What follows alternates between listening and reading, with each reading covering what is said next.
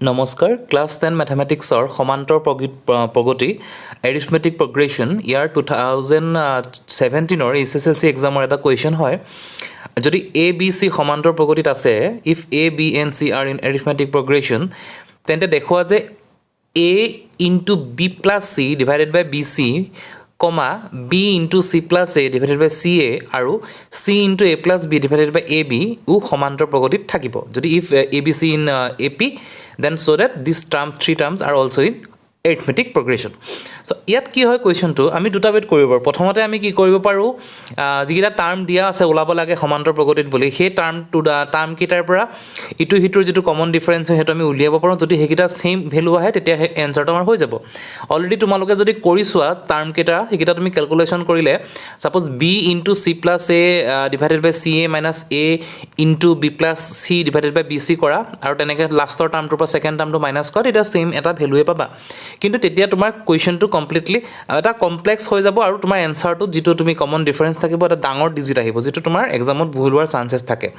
গতিকে এনেকুৱা টাইপৰ কুৱেশ্যনত কি কৰা যায় তলৰ টাৰ্মকেইটা তোমাৰ ছেইম কৰা যায় ছেইম কৰিব পাৰি আৰু ওপৰৰ টাৰ্মকেইটাও তোমাৰ যদি আমি ছেইম কৰিব পাৰোঁ তলৰ নহয় ওপৰৰ যিখিনি টাৰ্ম থাকে সেইকেইটা যদি আমি ছেইম কৰোঁ তেতিয়া আমি কমন ল'ব পাৰোঁ এটা পাৰ্টিকুলাৰ চিম্পল টাৰ্মত থাকে চ' ইয়াত আমি কি কৰিম চোৱা মই আৰম্ভ কৰিছোঁ কুৱেশ্যনটো ধৰা হ'ল যে এই যিটো দিছিলে যে A into B plus C divided by B C B into C plus C divided by C and last term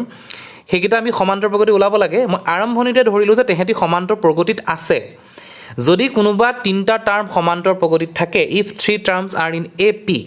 তেতিয়া কি কৰা যায় তেহেঁতৰ লগত যদি পাৰ্টিকুলাৰ এটা নাম্বাৰ এড কৰা যায় তেতিয়াও তেহেঁতি সমান্তৰ প্ৰগতিতেই থাকিব যিটো কনষ্টেণ্ট নাম্বাৰ মই অসমীয়াত লিখি দিছোঁ শব্দকেইটা চাই ল'বা যিহেতু সমান্তৰ প্ৰগতি কোনো পদৰ লগত ধ্ৰুৱ সংখ্যা যোগ কৰিলে নতুন সংখ্যাকেইটা সমান্তৰ প্ৰগতিত থাকিব গতিকে আমি তিনিটা সংখ্যাৰ লগত এক যোগ কৰা হ'ল যদি আমি এক যোগ কৰোঁ তেতিয়া আমি কেনেকুৱা এটা প্ৰচেছত আহিব সেইটো চাবা এই যিটো ইকুৱেশ্যন 1 দিছোঁ সেইটো মই জাষ্ট চিম্পল লিখি লৈছোঁ তোমালোকে ধুনীয়াকৈ এনচাৰটো সজাই পৰাই লিখিবা মই তোমালোকৰ সুবিধাৰ কাৰণেহে মই লিখিছোঁ ডিটেইলছত যিহেতু A B C in A P গতিকে B minus A equal to C minus B সেইটোতো তোমালোকে গম পাইছা সেইখিনি পাৰিবা গতিকে এই টাৰ্মকেইটাৰ লগত আমি এক যোগ কৰি দিলোঁ A B plus C divided by B C plus 1 C B C plus A divided by C A plus 1 আৰু C A plus B divided by A B plus 1 গতিকে এইটো সমান্তৰ প্ৰগতিত থাকিব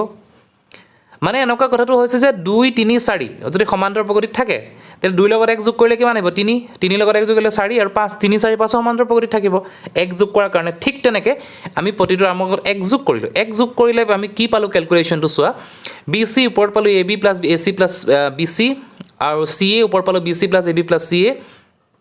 আৰু লাষ্টৰটো পালোঁ C A plus B C plus A B মানে ওপৰত A B plus A B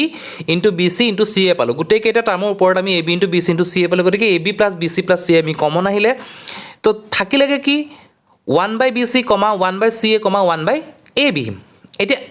যিহেতু কনষ্টেণ্ট যিটো টাৰ্মে পূৰণ হৈ আছিলে A B plus B C plus C সেইটো আমি তাৰ ফিক্সকৈ থাকিব সেইখিনি আমি চাবলৈ দৰকাৰ নাই ভিতৰৰ যিকেইটা টাৰ্ম আছে তাৰ পৰা আমি তেতিয়া সমান্তৰ প্ৰগতিৰ কনচেপ্টটো আৰম্ভ কৰিলোঁ কি কৰিলোঁ 1 বাই এ চি যিটো চি আছে মই এ চি লিখিছোঁ 1 by A C minus B C equal to 1 by A B minus B C হয় সেইটো কৰি চালে গম পাবা এ বি চি ওপৰত বি এ মাইনাছ চি এ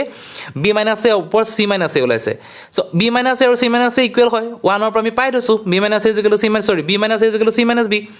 সেইটো ইকুৱেল হয় গতিকে আমি সেই কথাখিনি ওপৰৰ পৰা পাই গ'লোঁ যেতিয়া আমি সেইটো বস্তুটো ওপৰৰ পৰা পাই গ'লোঁ এইটো তোমাৰ চি মাইনাছ বি হ'ব বি মাইনাছ এ ইনটু এইটো চি মাইনাছ বি হ'ব ওপৰত একদম লাষ্টৰ যিটো হয় এইটো চি মাইনাছ এ নহয় হা চি মাইনাছ বি হ'ব মই এইটো লিখোঁতে অলপ ভুল হৈছে এইটো তোমালোকে শুধৰাই ল'বা চ' এতিয়া চি মাইনাছ বি ওপৰ একৰ্ডিং টু আমি ইকুৱেশ্যন 1ৰ পৰা আমি এইটো ভেলুটো পাই গ'লোঁ যেতিয়া আমি ভেলুটো পাই গ'লোঁ তাৰমানে কি এইকেইটা সমান্তৰ প্ৰগতিত থাকিব গতিকে আমি লিখিলোঁ যে 1 by B C minus 1 by C A minus 1 by B C comma 1 by C A comma 1 by A B is in A P গতিকে সেই গোটেই টাৰ্মটো এ পিত থাকিব এই কুৱেশ্যনটো কৰি চাবা নিজে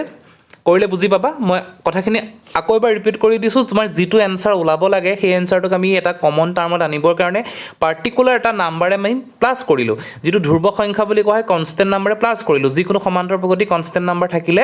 প্লাছ কৰিলে যি ছেইম নাম্বাৰ প্লাছ কৰিলে তেহেঁতিও সমান্তৰ প্ৰগতিতে থাকিব তাৰপিছত পিছৰখিনি আমি নৰ্মেল কেলকুলেশ্যন কৰিলোঁ তাৰ পৰা আমি এই বস্তুটো ফৰ্ম 1ৰ পৰা আমি এইটো পালোঁ এইটো কিন্তু চি মাইনাছ বি হয় মই আকৌ ৰিপিট কৰি কৈছোঁ divided by A B C হয়